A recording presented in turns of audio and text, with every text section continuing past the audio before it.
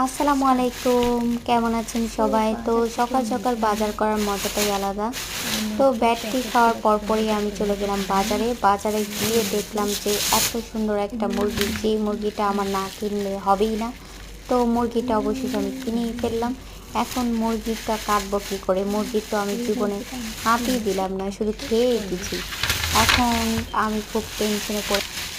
Hello everyone, আসসালামু আলাইকুম। সবাই কেমন আছেন? আশা করি সবাই ভালো আছেন। তো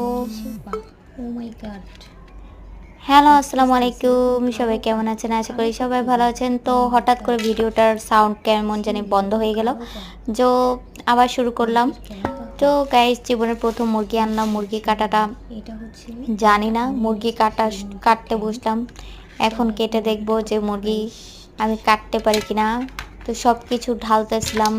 আজকে মুরগিটা ড্রেসিং করে আনতে পারি নাই, কারণ কারেন্ট ছিল না। তাই বললো যে কারেন্ট নেই, ড্রেসিং করতে পারছি না।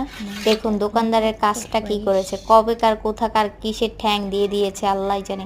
আর এটা দেখে লাগতেছে মুরগিরই ঠ্যাং, কিন্তু মুরগির ঠ্যাং এত কালো হয়, মানে আমার চরম বিরক্তিকর লাগতেছিল। আমার মুরগিটা কত ফ্রেশ, এর মধ্যে উনি কালো দুইটা ঠ্যাং ধরিয়ে দিয়েছে। যাই হোক, আমার মুরগিটার ঠ্যাং কিন্তু খুবই ভালো, আর মুরগিটা খুব ফ্রেশ।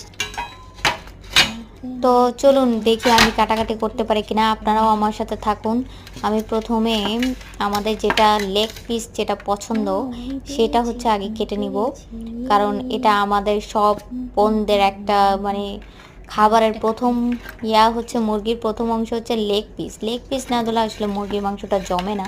বাকিগুলো তো খাই, কিন্তু লেগ পিস আলাদা একটা মজা। তো যারা যারা আমার ভিডিও দেখেন অবশ্যই কমেন্ট করবেন, সাবস্ক্রাইব